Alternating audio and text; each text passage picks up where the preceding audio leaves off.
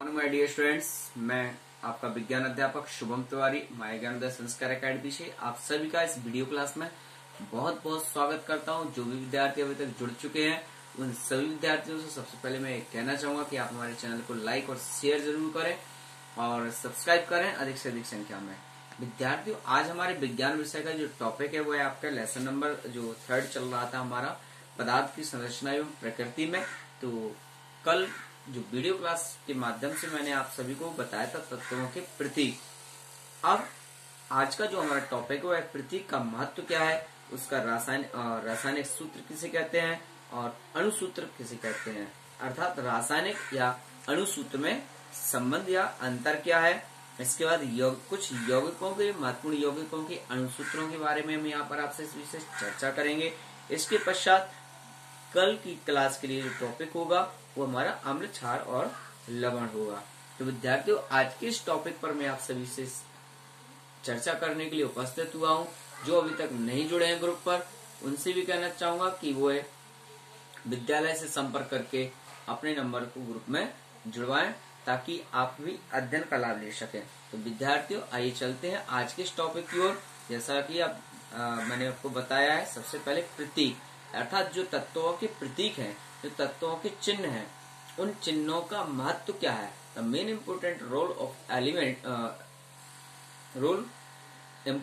Of a sign of a element इन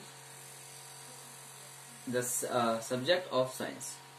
सो इस विज्ञान की भाषा में, विज्ञान के विषय में, रसायन विज्ञान में तत्वों के प्रतीक अर्थात पदार्थों के जो संकेत है, रासायनिक संकेत हैं, उनका महत्व क्या है, उनसे लाभ क्या है, उनसे हमें किस प्रकार की जानकारी प्राप्त हो सकती है।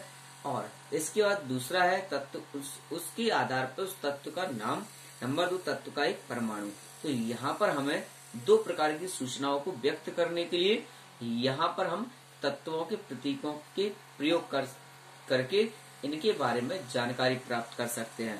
तो सबसे पहला है इम्पोर्टेंट महत्व रोल क्या है, महत्व यानी तत्व का नाम अर्थात किसी भी रासायनिक संकेत से, किसी भी पदार्थ के रासायनिक संकेत से हम उस तत्व के नाम की पहचान कर सकते हैं। दूसरा, तत्व का एक परमाणु अर्थात किसी भी पदार्थ के रासायनिक संकेत से हम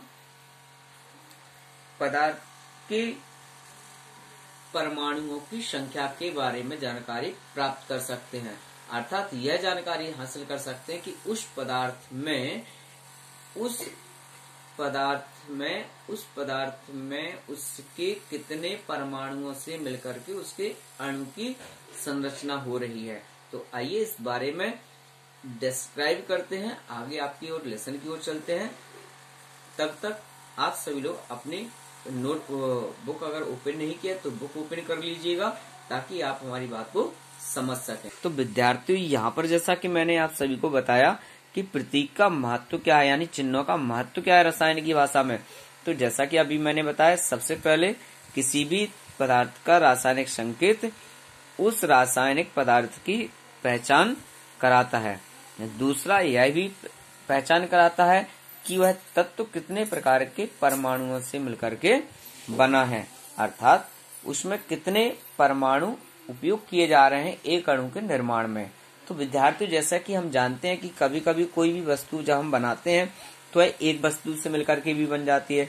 कभी कभी किसी वस्तु या पदार्थ को बनाने के लिए 2 वस्तुओं का उपयोग करना पड़ता है। कभी कभी किसी चीज को बनाने के लिए हमें 3 वस्तुओं का या 3 से अधिक वस्तुओं का भी उपयोग करना पड़ता है। ठीक इसी प्रकार से हमने आपको जो तत्व की परिभाषा बताई थी, एक ही प्रकार के परमाणुओं से बने होते हैं, परंतु जो तत्व के अणु होते हैं उनमें कभी कभी यह होता है कि एक ही प्रकार के 2 परमाणु या 3 परमाणु या ज्यादा भी परमाणु से मिलकर के उनके अणु का निर्माण होता है। दूसरी ओर ये यौगिक का जो अणु होता है अर्थात तत्व से मिलकर के जो यौगिक बनते हैं उनका जो एक अणु होता है वो विभिन्न तत्वों के परमाणुओं से मिलकर के बना होता है। मतलब जैसे यौगिक जो है 2 समान तत्व भी हो सकते हैं या 2 से अधिक असमान तत्व भी मिलकर के यौगिक बनाते हैं। जैसे कि हाइड्रोजन ऑक्साइड H2O जल की बात करते हैं, तो यहाँ पे हाइड्रोजन और ऑक्सीजन के अणु मिलकर के एक नए तत्व यौगिक जो हमारा जल बना उसके सूत्र को, अणु सूत्र को प्रदर्शित करते हैं। तो विद्यार्थियों, उसमें परमाणुओं की जो संख्या है वो उनके अणुओं की संख्या पर निर्भर करती है। जो उनके अणुओं की संख्या है वह उनके परमाणुओं की संख्या पर निर्भर करती है। तो यहाँ पर जैसे तत्वों के अणु में एक ही प्रकार के परमाणु होते हैं, कुछ अणुओं में 2 परमाणु, कुछ में 3 तथा कुछ में 3 से अधिक परमाणु भी होते हैं। दूसरी ओर अगर एक बात करें तो ये यौगिक का जो अणु है वो विभिन्न तत्वों के परमाणुओं से मिलकर बनता है। तत्व अथवा यौगिक के अणु सूत्र को उनमें उपस्थित विभिन्न परमाणुओं को उनके प्रतीक के रूप में लिखते हैं। इस प्रकार के परमाणुवीय प्रतीक के समूह को हम उस तत्व यौगिक का रासायनिक सूत्र कहते हैं। तो सबसे पहले बात करते हैं अणु सूत्र क्या कहलाता है। किसी तत्व का अणु सूत्र, तो किसी भी तत्व का अणु सूत्र वह सूत्र रासायनिक संकेत होता है जो कि उसमें उपस्थित परमाणुओं की संख्या को प्रदर्शित करता है। जैसे हाइड्रोजन का जो रासायनिक संकेत है वो H है, परंतु जब भी हम हाइड्रोजन को लिखते हैं तो H2 लिखते हैं। H2 का अर्थ क्या है? H2 का अर्थ यह है कि जो हाइड्रोजन पदार्थ है वह हाइड्रोजन के 2 परमाणुओं से मिलकर के बना है। अर्थात हाइड्रोजन का जो एक अणु है, हाइड्रोजन का एक अणु हाइड्रोजन के 2 परमाणुओं से मिलकर के बनता है। तो यहाँ पर किसी भी तत्व का जो रासायनिक संकेत है उसके नीचे जो संख्या लिखी होती है, जिस प्रकार से आप देख रहे हैं कि H2, ये जो 2 लिखा है, इस प्रकार की जो संख्यात्मक मान किसी तत्व के निचले हिस्से में दर्शाया जाता है, यह मान उसके परमाणुओं की संख्या को व्यक्त करता है। इसी प्रकार से अगर आप देखें तो किसी तत्व के अणु को दर्शाने वाले उसके परमाणुवीय प्रतीक के समूह को तत्व का अणु सूत्र कहते हैं। किसी भी तत्व के अणु को दर्शाने के लिए, किसी भी तत्व के अणुओं की संख्या, अणु का अर्थ क्या है? अणुओं की संख्या से। तो किसी भी तत्व के अणुओं की संख्या को प्रदर्शित करने के लिए उसी तत्व के परमाणुवीय प्रतीक के समूह को, अर्थात परमाणुवीय प्रतीक की जो संख्या है उसके समूह को हम उस तत्व का रासायनिक अणु सूत्र कहते हैं।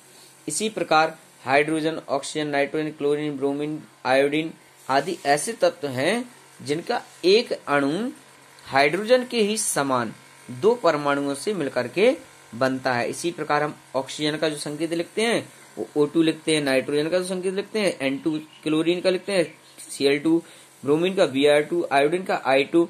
तो इस प्रकार से इनकी जो 2-2 संख्या दिखाई दे रही है यह प्रदर्शित करती है कि उस तत्व का जो अणु सूत्र है उसका जो एक अणु की संख्या है या एक अणु है वह उसके 2 परमाणुओं से मिलकर के बन रहा है। तो यहाँ पर जैसे कि अब फास्फोरस तथा सल्फर के एक अणु में 4 तथा 8 परमाणु होते हैं। तो फास्फोरस को लिखते हैं P4, सल्फर को लिखते हैं 2S4, इस प्रकार से।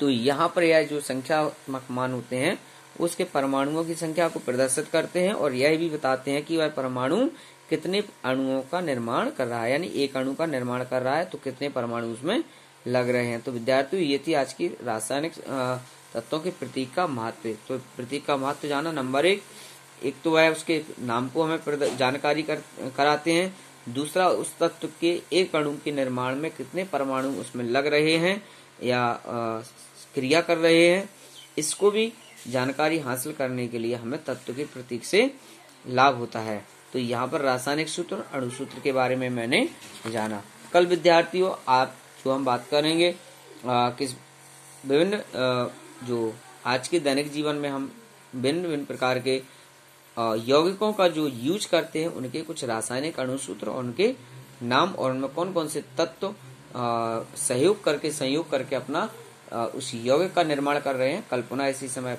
मिलेंगे। तब तक आप सभी के लिए हमारी तरफ से शुभकामनाएं।